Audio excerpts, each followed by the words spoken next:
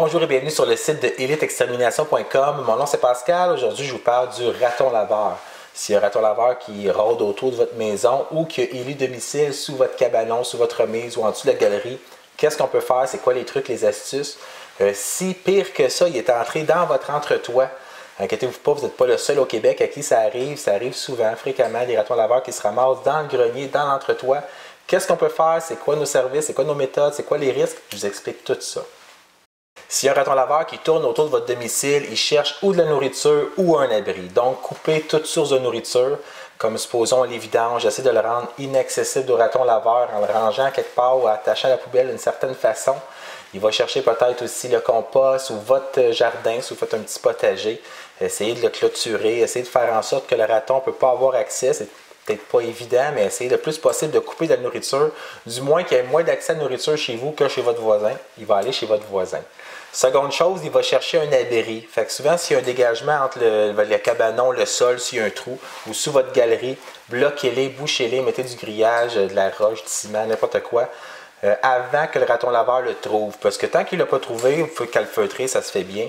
La journée qu'il va être trouvé cet accès-là, puis il est en sécurité, il est bien, mais ça va être plus difficile de le déloger. Et dans certains cas, qui peut paraître inusité, mais oui, ça arrive, les ratons laveurs qui rentrent dans le grenier, dans l'entretoit. Je vous montre des photos vraiment de nos clients là, qui ont trouvé des ratons laveurs dans leur grenier, dans leur entretoit. C'est des excellents grimpeurs. Fait que même sur la brique, la devanture de la maison, c'est en pierre, en brique, ils peuvent grimper. Ils vont grimper, ils vont atteindre le soffit, ils vont ouvrir le soffit. Souvent, la faiblesse de la maison, c'est la fin du toit de bardeau. Puis s'il y a un soffit qui passe par-dessus, ça crée comme une faiblesse ici. Puis le raton laveur peut, comme on voit la vidéo, peut rentrer par cet endroit-là. Si y a un raton laveur dans votre grenier, premièrement, appelez-nous. On va aller voir sur place. On va essayer de trouver ses entrées, ses sorties, comment est-ce qu'il a fait pour atteindre l'entretoit. Ensuite, on va le déloger. Généralement, ce qu'on utilise, c'est une cage piège. On l'attrape, on le relocalise.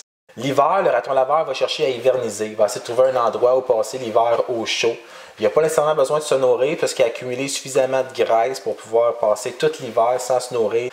Durant les périodes de redoux, tu sais, des fois l'hiver il fait comme 0, 1 degré, le raton laveur va se réveiller, va se promener, il peut même aller dehors au soleil, se faire griller. Il peut manger, c'est un réflexe aussi. C'est quelque chose qui sent bon, puis il n'a pas nécessairement faim, mais c'est comme plus par réflexe, il va manger. Puis ensuite, il va retourner se cacher. Il peut dormir des fois 3-4 jours, une semaine de temps, vous ne l'entendez pas dans l'entretoit parce qu'il dort. Puis dans les périodes d'activité ou des périodes d'éveil, là, vous pouvez entendre du bruit ou des grattements. Le raton laveur est un animal qui vit seul. Donc, si vous avez un raton laveur dans le grenier, surtout l'hiver, généralement, il est seul. Au pire, sont deux. Généralement, sont seuls. Par contre, si c'est au printemps, vous pourriez avoir une petite famille de ratons laveurs, 4 à 6 petits bébés dans le grenier. Donc, dans ce cas-là, c'est le même principe. On capture la mère. Une fois que la mère est capturée, on va chercher les bébés ratons avec des gants. On va les chercher, on les met dans la même cage que la maman. S'ils ne sont pas accessibles, les ratons laveurs, ça peut arriver des fois qu'on aille à percer le toit de l'intérieur. On fait un trou plafond, on va chercher les petits bébés. Parce que de toute façon, il faut les enlever de là vivants, parce que même mort, il va y avoir des odeurs, ça va pourrir, ça va se décomposer. Donc, il faut aller chercher absolument les petits bébés. Une fois le raton laveur capturé, relocalisé, on va réparer les dégâts, les dommages qui ont été faits à la maison, mais on va aussi solidifier, renforcer certains endroits de la maison qui peuvent être sujets à ce que d'autres ratons puissent rentrer. On va aussi trouver comment est-ce qu'il a fait pour atteindre l'entretoit. Si tu par une branche, une étienne, as-tu passé par les fils électriques, par la galerie? Comment est-ce qu'il a fait? Puis on va couper, on va élaguer, on va modifier l'environnement extérieur pour empêcher que d'autres ratons trouvent cet accès-là puis rentrent encore dans votre entretoit. Une fois le raton laveur capturé, relocalisé, que tout est bien scellé à l'extérieur, qu'il n'y a pas d'autres ratons qui peuvent rentrer, on va passer dans la phase de décontamination. Donc, tout dépendant de la durée du séjour dans votre entretoit, le nombre de ratons qui étaient, oui, il a fait des excréments, il a uriné, donc il faut décontaminer. La laine aussi, il peut avoir tout tassé la laine, la mettre dans un coin, il peut l'avoir tout déchiqueté pour faire son nid. Fait que la laine est soit souillée, soit déchirée, soit mise en tapon. Fait que nous, on décontamine, on retire tout l'isolant, on décontamine puis on réisole. Fait qu'on remet la maison comme elle était au départ. Je vous parle de la rage du raton laveur. C'est assez rare, des ratons laveurs qui ont développé la rage, qui sont enragés avec l'écume. Généralement, quand il y a un cas de rage, les médias ils en parlent. Ils en ont parlé à Montréal, peut-être 5-6 ans, sur le Mont-Royal, qu'il y avait eu des ratons laveurs qui avaient la rage. Plus récemment à Toronto.